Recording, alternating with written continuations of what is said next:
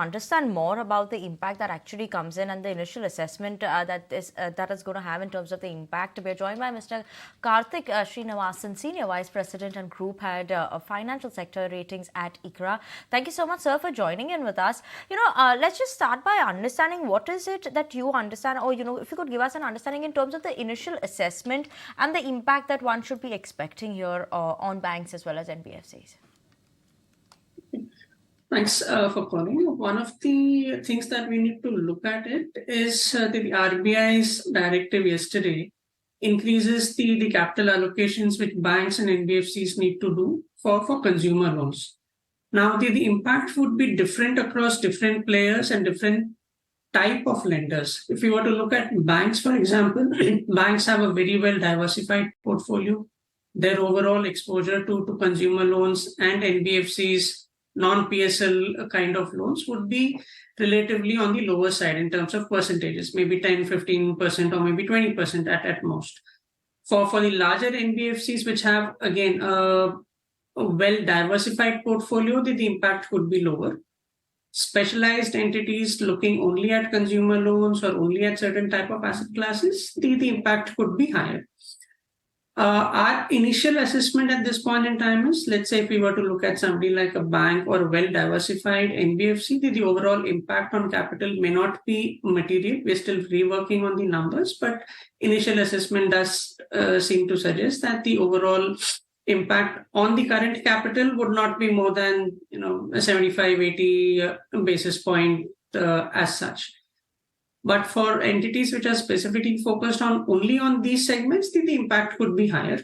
Having said that, almost all NBFCs and banks are sitting pretty comfortable on a regulatory capital adequacy at this point in time. So it's not really going to be a concern from that point of view. The concern does come in the sense that, one, the growth rate, which has been fairly robust over the last year and a half, that definitely would see some kind of a slowdown, given the increase in capital, and banks and NBFCs have also been advised to recalibrate and have exposure limits and border level policies around consumer lending. So from that perspective, RBI has been voicing its concern that the growth, both in terms of bank lending to NBFCs as well as banks and NBFCs lending to the consumer segment, has been growing at a pretty fast clip over the last 2 years.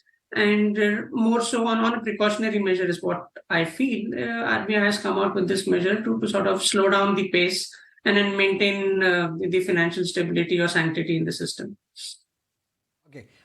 Very well said that private banks and NBFCs are well capitalized, so they won't need fund. But when it comes to PSU banks, what we are seeing here is that the CET ratio is on the lower side. In fact, for SBI, it's below 10%. And post this regulations, this would further come down. So which PSU banks would require the funds or will have to raise funds at earliest as per you?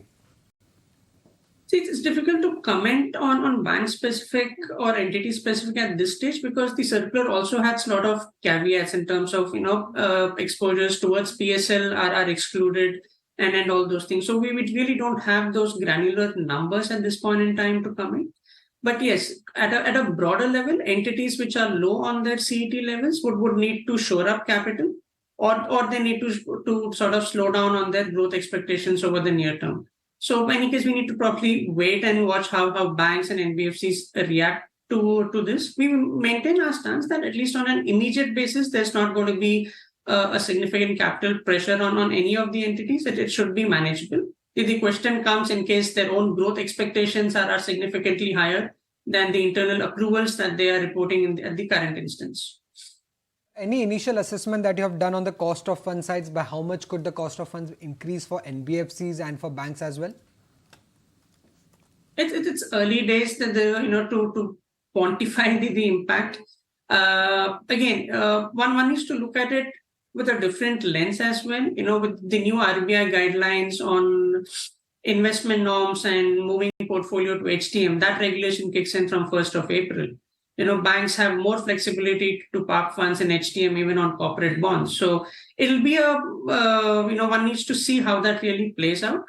But we clearly see that there would be pricing pressure. Cost would definitely go up for NBFCs and possibly to the underlying borrowers. If that doesn't happen, then the NBFCs would possibly see a dip in their interest margins. But very early to comment on what sort of impact would you really see on the cost of funds, especially at a portfolio level. There would definitely be some knee-jerk reaction. You could see some immediate hike in the incremental borrowing rates. But if one was to look at it at a portfolio level, the impact would be visible only over a period of time. Sir, also just want to know what would be the impact of this on fintech companies also, how does that come into play, something like a Paytm, if you could explain us that. See, for fintech companies in general, they do have a lot of tie-ups with banks and NBFCs. So now, depending on how the banks and NBFCs re-strategize their business model towards consumer lending, that would have a play in terms of how the impact would fall out on the fintech companies.